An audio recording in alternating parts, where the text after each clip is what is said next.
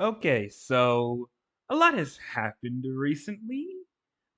For those who are unaware, or those watching this, I don't know, 20 years from now, there's been some recent activity in the world. Specifically, Russia has begun invading Ukraine, leading to the beginning of a war. A lot of people think this means World War III is coming and that the nukes are about to start flying, and a lot of people generally just don't understand what's going on. Well, to keep things short, for the decade or so, there's been a lot happening in Ukraine that led to this point.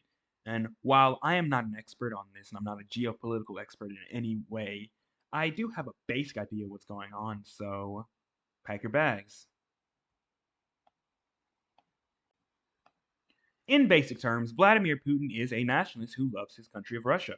He isn't necessarily a bad guy or necessarily a good guy per se, but he is someone who believes in the strength and sovereignty of Russia. To make a long story short, Russia doesn't like having NATO and United States forces knocking on Russia's doorsteps. It's kind of like how, remember back in the day of the Soviet Union, the United States had a problem with the Soviets having missiles in Cuba and how that threatened our national security? Well, that conflict of interest kickstarted the Cuban Missile Crisis. No, that's a can of worms that I could get into all on its own.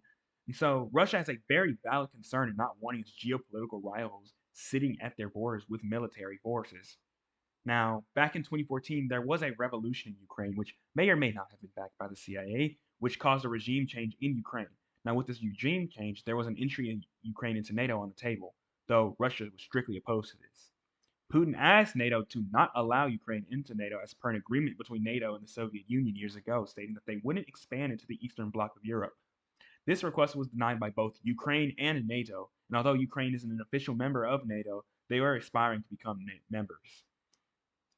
Not only that, but two states in Ukraine, Donetsk and Luhansk, uh, excuse my pronunciation of these, I don't speak Russian or Ukrainian, but those two states want to actually break off and become independent nations from Ukraine. However, this request was denied by Ukraine, and the people in charge are designated as terrorists. Russia is the only nation that recognizes the two of them as independent nations, and this war could be Putin's attempt at splitting them from Russia. I have no idea. There is also, though this is only speculation, the idea that there are US biolabs in Ukraine. Now, this isn't confirmed news, so this shouldn't be taken with a grain of salt. Well, or this should be taken with a grain of salt. However, there are talks that Russia believes that the US is making bioweapons in Ukraine to release into Russia. Therefore, the Russians would be striking at places where the United States has biolabs located. Again, this is only a theory and has been said, and I'm only stating what I've heard. Again, you shouldn't take it necessarily seriously just because it's been stated. However, not saying this would be doing you a disservice. With all of this information, what are my thoughts on this issue? Quite frankly, I don't care.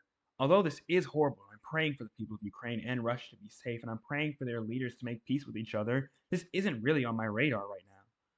Why am I saying this? Why am I even making this video if I don't care? Well, I'm saying this because the United States, things have been going down here.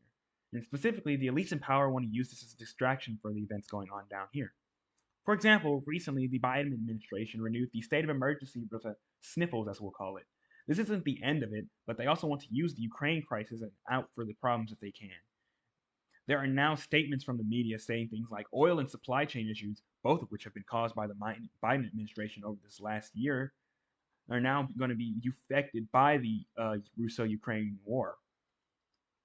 As of right now, the price of meat in the United States has gone up to the point where beef isn't even an affordable commodity to the average person, and gas prices have been going up for some time now.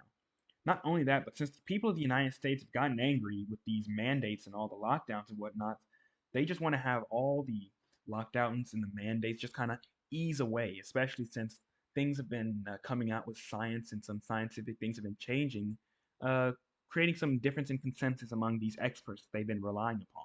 And this evidence has been getting out to people these days. And they want to use this as opportunity again to make sure that we don't notice that things are going down here. And as of right now, in fact, there's a trucker convoy on its way from California to Washington D.C. to protest these mandates and vaccine mandates across the country. Yeah.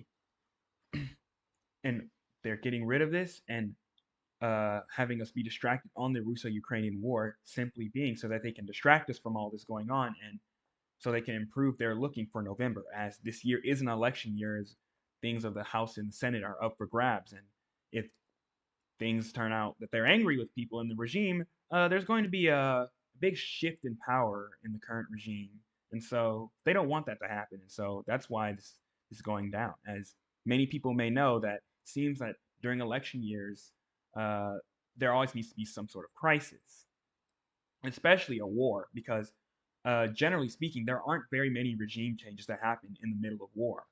The Trump election in 2016, which happened during the, I guess, what you could say is a part of the Afghanistan war, as the Afghanistan war just ended last year. Again, a horrific display from the Biden administration could be considered a this election of Trump could have been considered a election during a time of war, though would make it an exception to the rule and not the rule, as many elections and regimes that happen, well, many elections that happen during a wartime state do not change, and many of these kinds of things have been proven over the course of the American history.